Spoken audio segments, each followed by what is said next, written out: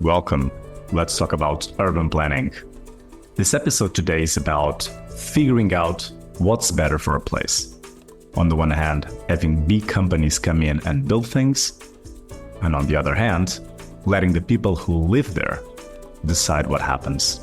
I have invited Stefano Tornieri to tell us about his research of a small town in Italy and comparing it to a huge power plant project to see which way is better for the community and better for the planet. Rodrigo Silva, as always, let's talk about urban planning. Stefano, welcome to our episode. Thank you. Thank you very much. Thank you for the invitation, Rodrigo. Perfect. Stefano, you point out in your article a lack of research on ordinary cities in Delta regions, okay, and like the extensive focus of the literature on larger urban centers. So that's what made you start this research?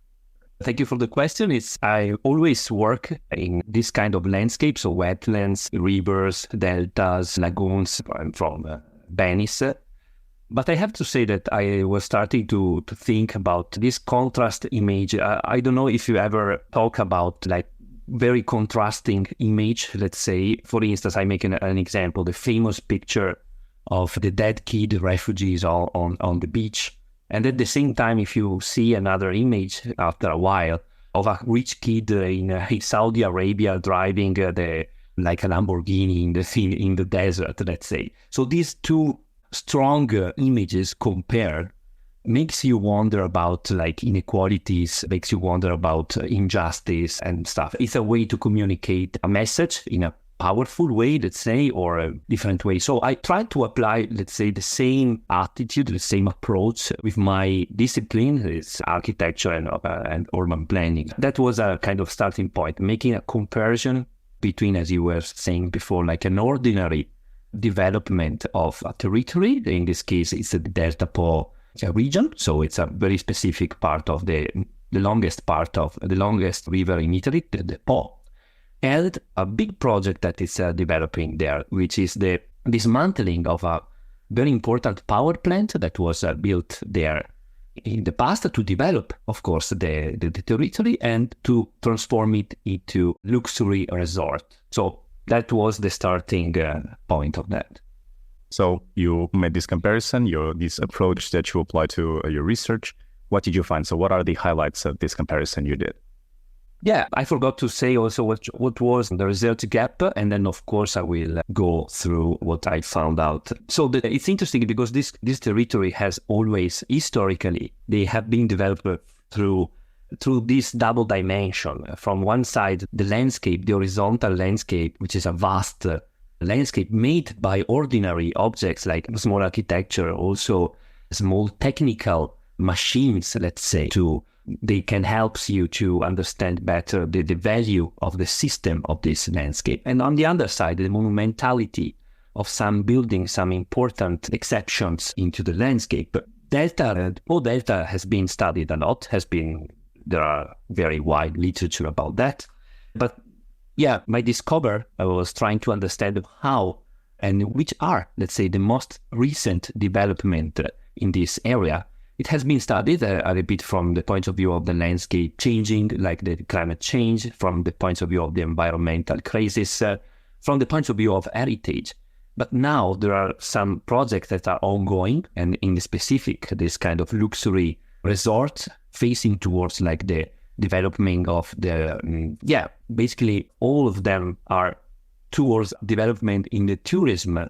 And these places, this landscape are maybe not only, they can survive not only through the tourism income or whatever. So I discovered that there are realities like the Massenzapica consortium that is a completely different and opposite development, an idea to live in that landscape. It's a consortium, it's a small group of people, some families that under the power or under the control of this consortium, the land, sharing the products of the land. So it's a agricultural activity that is shared between families. And it's a completely different approach from the tourism and the massive tourism of the luxury resort that is going to be built into this old power plant. So the power plant is completely dismantled now. And so from the theoretical point of view, this is like a very contrasting development in the same region, in the same area. So consider that these development strategies are mostly in only a few actors. So we can find these realities in the same place. Then let's say, how this development project has been done. From the theoretical point of view, it's an argument because Bernardo Secchi, for instance, the famous urbanist, analyzed the concept of the concept of spreading city. It's called the città diffusa, which is not in that area, but I found out that I can say that a lot of geometries, a lot of principle that helps you to understand the landscape and the territory are the same, let's say. We can easily adapt the concept of the spread of the città diffusa into the delta landscape.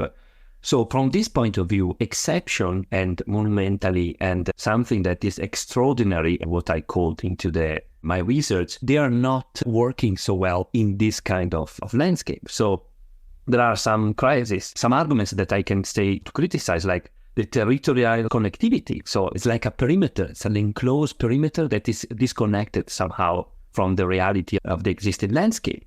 Seasonality and activity that are completely not constant during the year and constantly. And overimposition of something new into recognized landscape over time. Well, this makes me think a little about some lessons for, in first place, policymakers, maybe including the promotion of more community-centric development, more looking at sustainable land use. So what are your takes on who could learn from these findings and what can they learn? Yeah, of course, these landscapes are controlled, but let's say there are a lot of administration, a lot of entities, laws, administration, institutions, cooperatives, a lot of entities, public entities, but also private interests that are overlapping into this landscape. I think that the discussion in terms of development of this territory has to be implemented with a lot of other layers, let's say. Normally, private investment now, and that was one of the focal points of the paper, is that they, of course, not looking to a wider scenario of the area. They are evaluating the positivity and the good factors of the project based on the income, based on of course, how the business plan, let's say. So this contrast, of course, I would like to add to the discussion with these critics.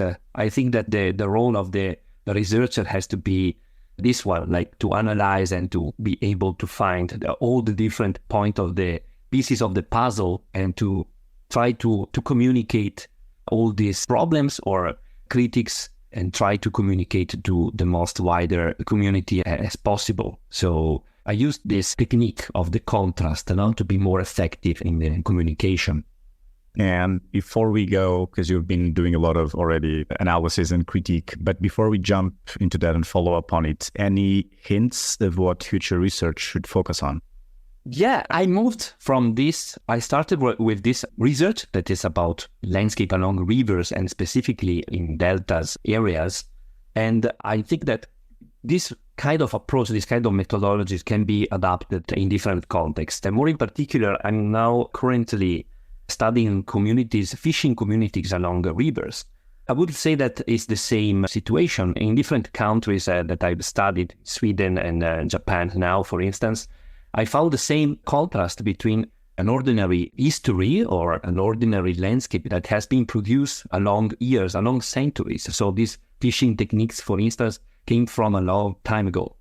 And now tourism in some cases, or private investment or other recent development projects are completely, let's say, overpass these visuals or this heritage, which is in certain cases like an intangible heritage.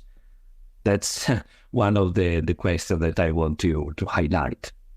Perfect. So you've been doing throughout the whole episode, not only sharing some of the highlights of your study, but also already doing your reflection, your critiques, on how this development project has been done, not working well in this kind of landscape. And you also mentioned the role of researchers on this part. So let's follow up on that. What are your reflections after you conducted this study and after, as you clearly did, reflecting on the findings of your study?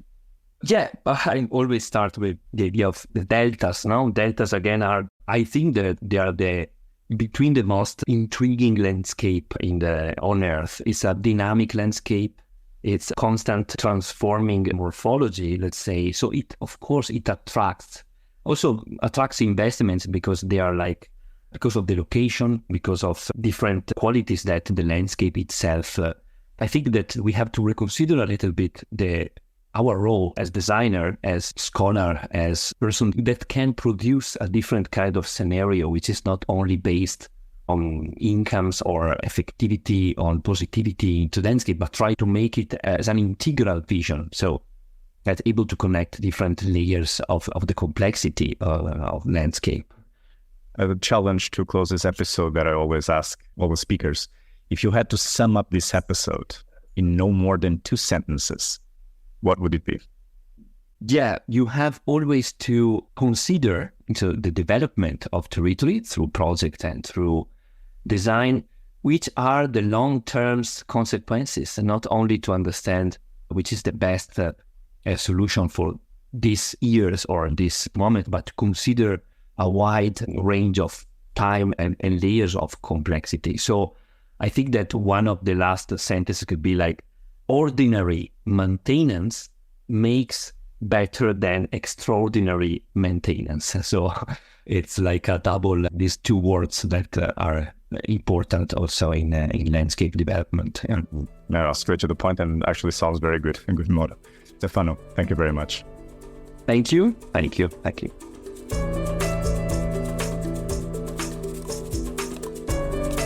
This podcast is powered by Cogitatio Press. You can listen to this episode on the Let's Talk About Urban Planning website, on Cogitatio Press YouTube channel, and whatever you get your podcast.